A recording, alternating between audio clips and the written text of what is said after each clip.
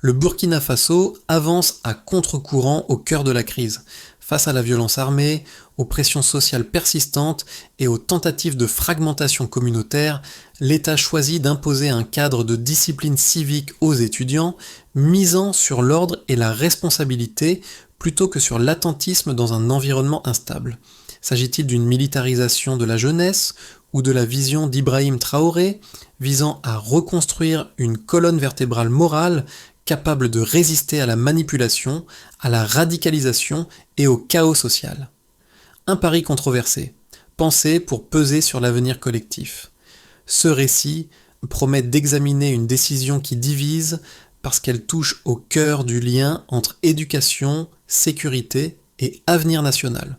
Il ne s'agit pas d'un débat abstrait, mais d'un choix façonné par un contexte où la fragilité sociale rend chaque erreur plus coûteuse. Pour le Burkina Faso, l'enjeu n'est pas seulement de former des diplômés compétents, mais de réduire les vulnérabilités qui exposent la jeunesse à la manipulation, à la violence ou à la radicalisation. Le bénéfice attendu est précis, renforcer la cohésion sociale et la résilience civique avant que les tensions ne basculent en chaos. Derrière cette orientation, une question structurante s'impose.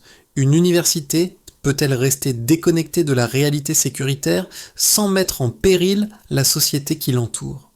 Les partisans parlant de prévention douce, les critiques évoquent une dérive autoritaire. Entre ces deux lectures, l'analyse doit clarifier ce qui relève de la discipline, de la responsabilité collective et de la protection sociale, sans confondre ordre et oppression. C'est à ce point d'équilibre que se joue la crédibilité de la démarche et sa portée à long terme. Depuis plusieurs années, le Burkina Faso traverse une séquence où l'instabilité ne se limite plus aux zones de combat, mais s'infiltre dans la vie quotidienne. En quelques cycles académiques seulement, la pression combinée du terrorisme, de la crise économique et de la fragmentation sociale a placé la jeunesse au centre d'une lutte silencieuse pour l'avenir national. Cette réalité sert de point de départ à la mesure contestée, souvent jugée sans tenir compte de son contexte. Le pays évolue dans un environnement sahélien, marqué par des violences répétées et par des stratégies de recrutement qui ciblent prioritairement les jeunes.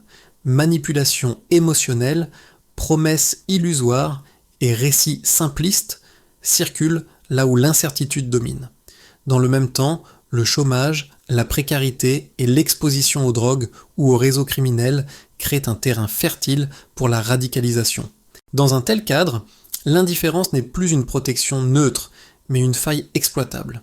C'est ici que s'inscrit la logique défendue par Ibrahim Traoré. Pour lui, l'éducation ne peut rester isolée de cette dynamique globale. Former des étudiants uniquement sur le plan académique, sans discipline ni conscience civique, revient à produire des individus techniquement compétents mais vulnérables aux influences extérieures. Le programme mis en place n'introduit ni entraînement aux armes, ni endoctrinement politique. Il impose un cadre structuré où le temps, les règles et la responsabilité collective deviennent des repères constants. La mini-révélation réside dans cette distinction souvent ignorée. Il ne s'agit pas de préparer des soldats, mais de renforcer une prévention sociale.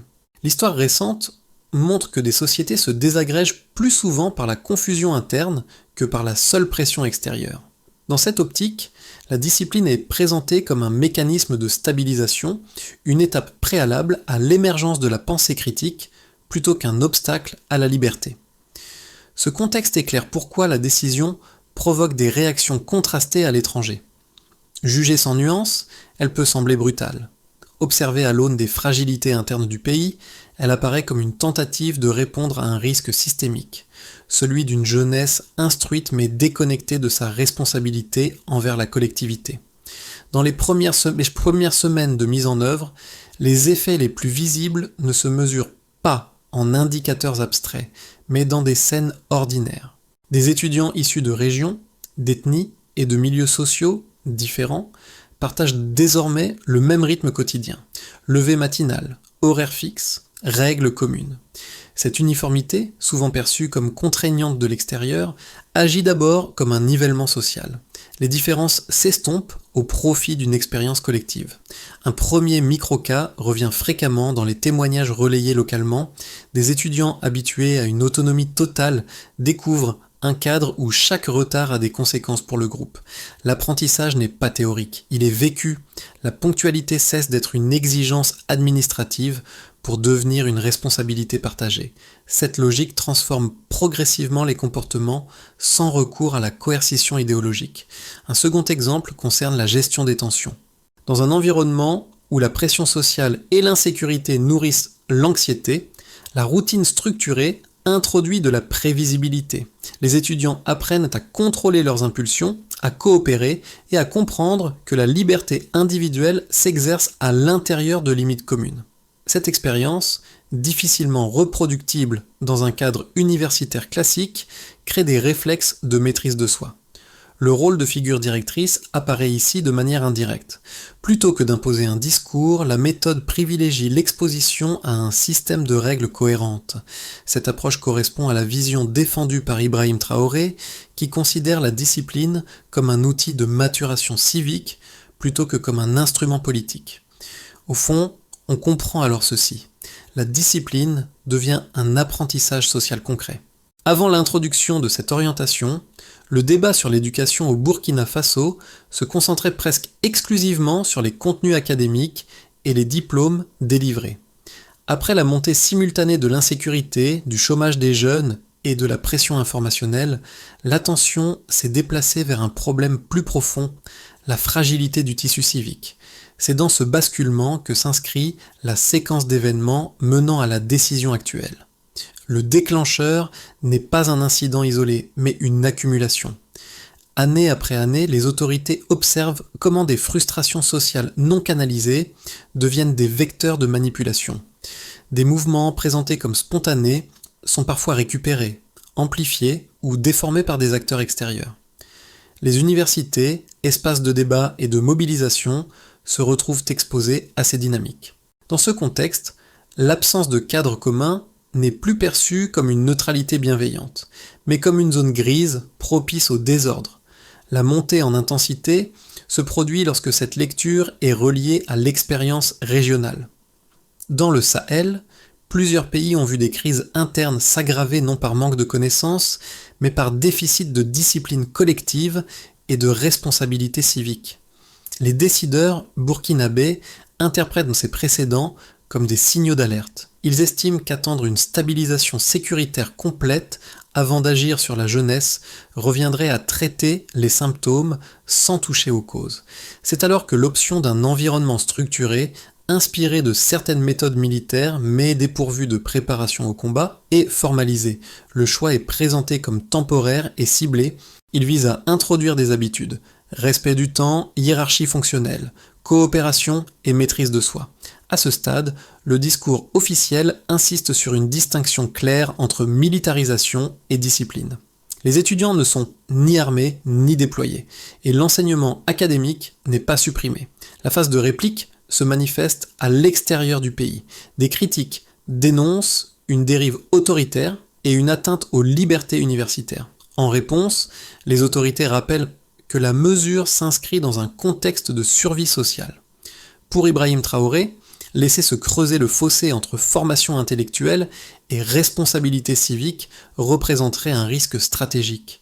Il affirme que l'éducation est un pilier de la souveraineté au même titre que la sécurité ou l'économie. Les premiers échos internes renforcent cette conviction. Des observateurs notent une réduction des tensions quotidiennes et une meilleure cohésion entre étudiants de différents horizons.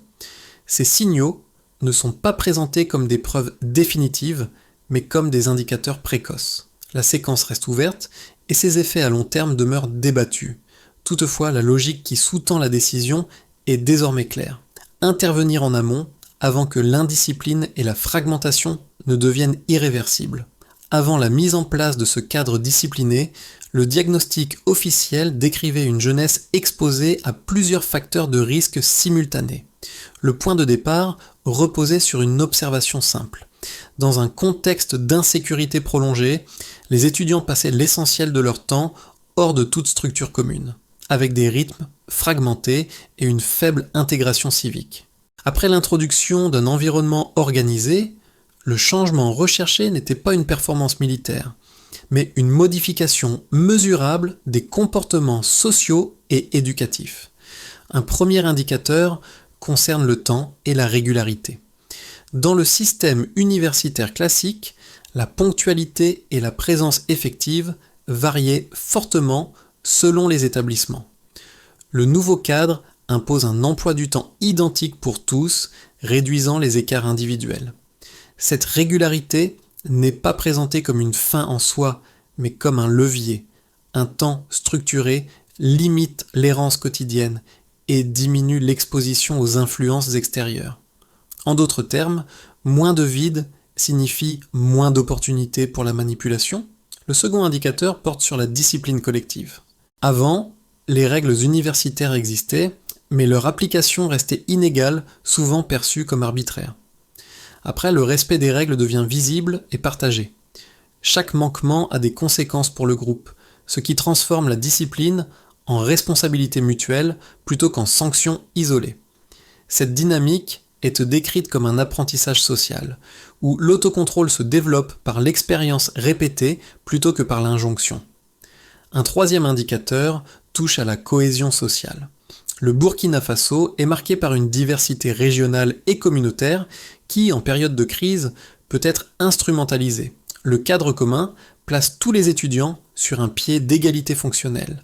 Mêmes horaires, mêmes règles, mêmes obligations. Cette homogénéité temporaire réduit l'importance des différences d'origine dans la vie quotidienne. Les autorités y voient un moyen de limiter les fractures internes qui fragilisent la stabilité nationale. Ces éléments sont régulièrement mis en relation avec la vision exprimée par Ibrahim Traoré. Pour lui, les chiffres ou les mesures n'ont de sens que s'ils éclairent une trajectoire. La trajectoire recherchée n'est pas celle d'une jeunesse obéissante, mais celle d'une jeunesse moins vulnérable. La discipline est décrite comme une variable intermédiaire. Elle crée de la stabilité permet la réflexion, et la réflexion réduit la probabilité de dérives violentes ou manipulées. Il est important de souligner ce que ces preuves ne prétendent pas démontrer. Elles ne garantissent pas une baisse immédiate du terrorisme, ni une transformation instantanée de la société. Elles suggèrent plutôt un déplacement progressif des équilibres sociaux. En introduisant des repères clairs et constants, l'État cherche à corriger un déficit structurel identifié dans la formation civique. Dans un environnement fragile, même des ajustements modestes peuvent nous produire des effets cumulatifs. Ainsi, la logique quantitative, ici, n'est pas celle de résultats spectaculaires, mais celle de prévention. En mesurant le passage d'un cadre dispersé à un cadre structuré, les autorités tentent de montrer que l'investissement dans le caractère et la discipline peut être évalué, au moins partiellement, à travers des changements observables du quotidien étudiant. Les critiques les plus structurées de cette politique reposent généralement sur deux arguments centraux. Le premier affirme qu'introduire un cadre inspiré du milieu militaire dans l'enseignement supérieur risque de normaliser l'autorité verticale et de réduire l'esprit critique. Selon cette lecture, l'université devrait rester un espace de liberté intellectuelle maximale, où la contestation et l'autonomie priment sur l'obéissance aux règles. En habituant les étudiants à une discipline stricte, l'État affaiblirait à terme leur capacité à questionner le pouvoir et à jouer leur rôle de contrepoids démocratique. Le second argument avance que cette approche pourrait créer un précédent dangereux. Même si la formation actuelle exclut les armes et le combat, elle installerait symboliquement l'armée au cœur de la vie civile. Les opposants craignent un glissement progressif où des mesures temporaires deviendraient permanentes, brouillant la frontière entre institutions civiles et militaires. Dans un pays déjà marqué par l'instabilité politique, ce mélange des sphères serait, selon eux, une source potentielle d'abus futurs. Ces critiques ne sont pas marginales et méritent d'être prises au sérieux. L'histoire montre que certaines sociétés ont effectivement vu des dispositifs exceptionnels se transformer en normes contraignantes. Cependant, la réponse officielle s'appuie sur une distinction précise entre discipline et militarisation. Le programme ne vise ni l'endoctrinement idéologique ni la préparation au combat, mais l'apprentissage de règles communes applicables à toute vie collective. Les étudiants ne sont pas mobilisés comme force politique ou sécuritaire, et la formation reste limitée dans le temps. Du point de vue défendu par les autorités, et notamment par Ibrahim Traoré, l'enjeu n'est pas de restreindre la pensée critique, mais de la rendre possible. Dans un environnement chaotique, la liberté se transforme souvent en vulnérabilité. La discipline est présentée comme une condition préalable à l'exercice éclairé de cette liberté, et non comme son contraire. Une jeunesse structurée serait moins susceptible de suivre des récits simplistes ou émotionnels, précisément parce qu'elle dispose de repères internes plus solides. La solidité de cette réponse dépendra toutefois de son application concrète. Si la temporalité, la transparence et la finalité civique sont respectées, l'argument du glissement autoritaire perd de sa force. A l'inverse, toute extension abusive confirmerait les craintes exprimées.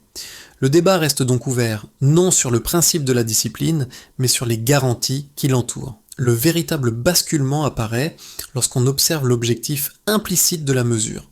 Le cadre structuré n'est pas conçu pour durer indéfiniment, ni pour remplacer l'université civile, mais pour agir comme un sas. Il s'agit d'une phase transitoire destinée à réintroduire des repères communs là où la fragmentation sociale a affaibli les mécanismes traditionnels de socialisation. Cette nuance change la lecture globale du dispositif. À ce stade, la révélation centrale, c'est la suivante. L'enjeu n'est pas l'obéissance, mais la résilience. En exposant temporairement les étudiants à des règles claires, à une hiérarchie fonctionnelle et à la responsabilité collective, l'État cherche à renforcer leur capacité à résister à la manipulation extérieure. Dans un contexte saturé de désinformation et de récits polarisants, cette capacité devient un atout stratégique. Cette logique rejoint explicitement la vision d'Ibrahim Traoré. Pour lui, la jeunesse n'est pas seulement un groupe à protéger, mais un acteur décisif de la stabilité future. Une génération qui comprend les limites, le sens du devoir et l'impact de ses actions collectives est moins susceptible de basculer dans des mouvements destructeurs, même lorsque les tensions persistent. La discipline est alors envisagée comme un bouclier invisible, orienté vers l'autonomie morale plutôt que vers la contrainte. Ce midpoint révèle donc un changement de focale. Le débat ne porte plus uniquement sur la forme militaire du cadre, mais sur sa fonction réelle dans une société sous pression. Ce déplacement ouvre la voie à l'analyse des conséquences concrètes au-delà des intentions déclarées. Les effets concrets de cette orientation se lisent différemment selon les acteurs concernés. Pour l'État, l'objectif principal est de réduire les risques internes qui aggravent une situation sécuritaire déjà tendue. En renforçant la discipline et la responsabilité civique chez les étudiants, les autorités cherchent à limiter la propagation de mouvements incontrôlés susceptibles de paralyser les institutions, bloquer les routes ou perturber l'économie. Cette prévention sociale est perçue comme un complément aux efforts militaires, et non comme leur substitut. Du côté des entreprises et de l'économie locale, les conséquences sont plus indirectes, mais significatives. Un environnement universitaire plus structuré favorise l'émergence de diplômés habitués au respect des règles, à la gestion du temps et au travail collectif. Ces compétences, souvent négligées dans les cursus académiques classiques, sont pourtant déterminantes dans des économies fragiles. À moyen terme, les autorités espèrent donc que cette discipline se traduira par une meilleure intégration professionnelle et par une réduction des comportements à risque qui pèsent sur la productivité et la stabilité sociale. Pour les citoyens ordinaires, et en particulier les familles, l'impact se mesure avant tout en termes de sécurité et de cohésion. Voir les jeunes évoluer dans un cadre commun, partagé entre différentes origines sociales et régionales, renforce l'idée d'une identité collective. Cette homogénéité temporaire réduit les clivages susceptibles d'être exploités en période de crise. Elle envoie également un signal symbolique. L'éducation n'est pas détachée des réalités nationales, mais engagée dans la préservation de l'ordre social. À l'échelle régionale, enfin, le Burkina Faso se distingue par une approche qui rompt avec certains modèles importés. Dans un Sahel, marqué par des tentatives répétées de déstabilisation interne, cette stratégie est observée avec attention. Elle suggère qu'un État fragile peut chercher des solutions endogènes adapté à son contexte, plutôt que de reproduire des schémas extérieurs parfois inopérants. Cette singularité alimente autant l'intérêt que la controverse. La figure d'Ibrahim Traoré relie ces différents niveaux de conséquences. En présentant la discipline comme un investissement à long terme, il insiste sur le fait que la stabilité ne se construit pas uniquement par la force armée. Elle repose aussi sur des citoyens capables de discernement, de retenue et de responsabilité. Les effets observés jusqu'à présent restent partiels et évolutifs, mais ils dessinent une orientation claire. Ainsi, les conséquences réelles ne se résument pas à un simple débat idéologique. Elles touchent à la gouvernance, l'économie, la vie quotidienne et la position régionale du pays. C'est cette transversalité qui explique pourquoi la mesure suscite autant de réactions et pourquoi son évolution sera scrutée de près. Sur l'horizon des 6 à 12 prochains mois, 3 trajectoires principales se dessinent, chacune dépendante de la manière dont le cadre disciplinaire sera maintenu, ajusté ou contesté. Le scénario de base suppose une continuité prudente. Le programme reste limité dans le temps, clairement défini comme civique et intégré sans remplacer l'enseignement académique. Dans cette configuration, la discipline agit comme un amortisseur social. Elle ne transforme pas radicalement la société, mais contribue à réduire les tensions visibles tout en laissant l'université conserver son rôle intellectuel.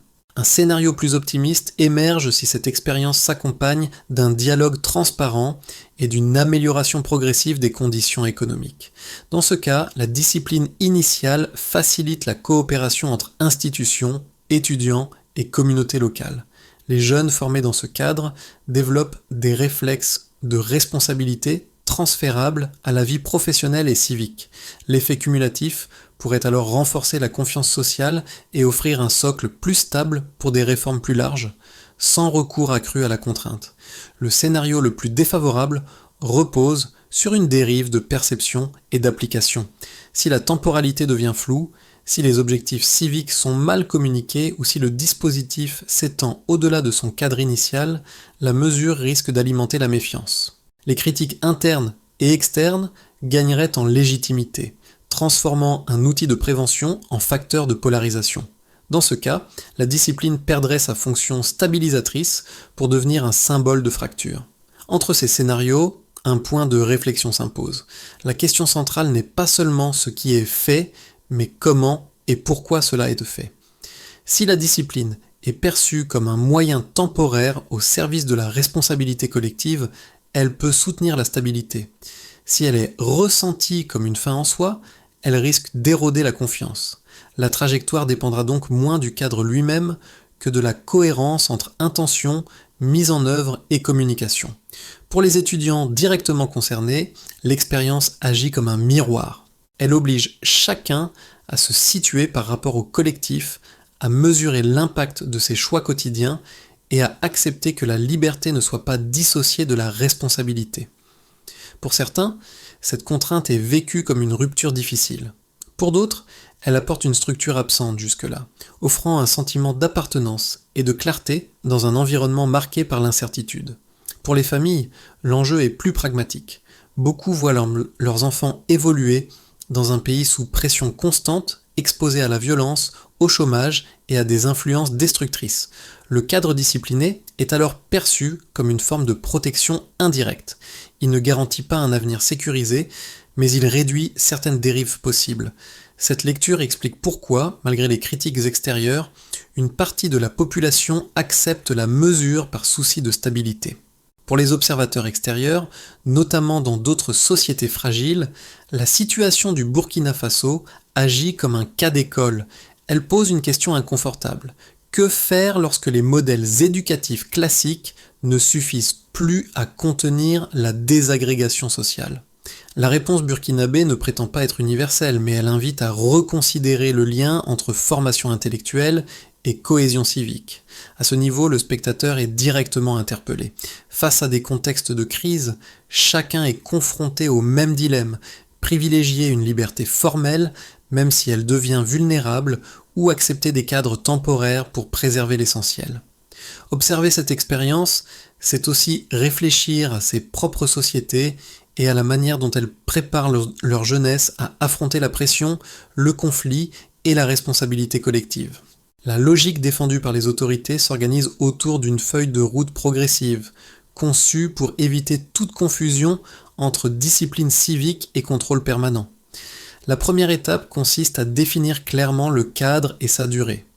Le programme est présenté comme temporaire, avec des objectifs explicites, renforcer la cohésion sociale, inculquer des habitudes de responsabilité et réduire les vulnérabilités de la jeunesse face à la manipulation.